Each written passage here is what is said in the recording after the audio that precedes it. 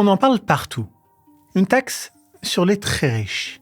Sur les très riches. On ne parle pas là des 3 000 € mensuels de François Hollande. Non. Là, on parle d'une taxe sur les patrimoines supérieurs à plus de 100 millions d'euros. Alors, on nous donne l'impression que cette idée a popé du jour au lendemain dans le débat public. En réalité, pas du tout. Non. C'est l'aboutissement d'un long fil intellectuel, économique et politique. Alors, remontons ensemble la petite histoire de la taxe Zuckman. Tout commence aux États-Unis avec l'alternative minimum tax qui naît en 1969 pour éviter que les très hauts revenus ne tombent sous un minimum d'imposition.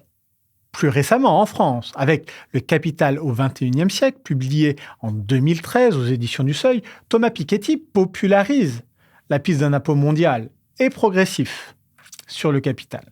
C'est en 2019, dans le triomphe de l'injustice, toujours aux éditions du Seuil d'ailleurs, qu'Emmanuel Saez et le fameux Gabriel Zuckman documentent la régressivité effective au sommet de la distribution et avance alors l'idée d'un mécanisme plancher pour les ultra-riches. 4 ans plus tard, eurodéputés et économistes, dont des prix Nobel d'économie, appellent dans une tribune au Monde à instaurer un impôt international progressif sur l'extrême richesse. C'est encore Gabriel Zuckman qui remet en 2024 un rapport au G20 pour que les milliardaires paient au moins 2% de leur patrimoine.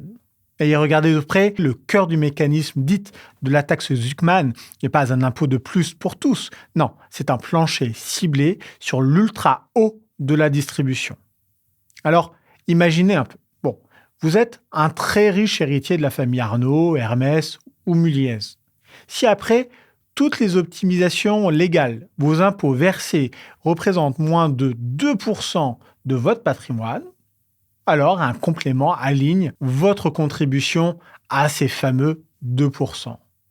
Ce principe vise la zone où l'impôt sur le revenu devient inefficace pour les grandes fortunes dopées à l'optimisation fiscale. En France, la mesure vise environ 1800 foyers et pourrait rapporter entre 15 et 25 milliards d'euros par an, mais ce n'est qu'en 2025 qu'une proposition de loi a été déposée pour défendre cette taxe. Portée notamment par les députés Eva Sas et Clémentine Autain, cette loi transpose l'esprit du rapport déposé au G20 en une règle nationale. On taxe à 2% au-delà de 100 millions d'euros de patrimoine. L'Assemblée nationale dit oui en février, le Sénat dit non en juin, et depuis, le débat public s'est enflammé. La France est le pays aux 65 millions de sélectionneurs. Désormais, elle compte aussi 65 millions d'économistes. Cette histoire rappelle une évidence. Derrière chaque idée neuve, il y a des décennies d'essais, d'objections et de débats. La taxe Zuckman n'est pas un éclair spontané, c'est une longue maturation.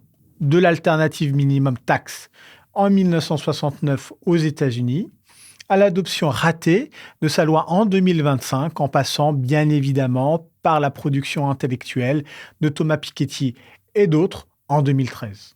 Voilà donc le paradoxe. Cette taxe révolutionnaire tente d'appliquer en 2025 exactement le même principe qu'en 1969.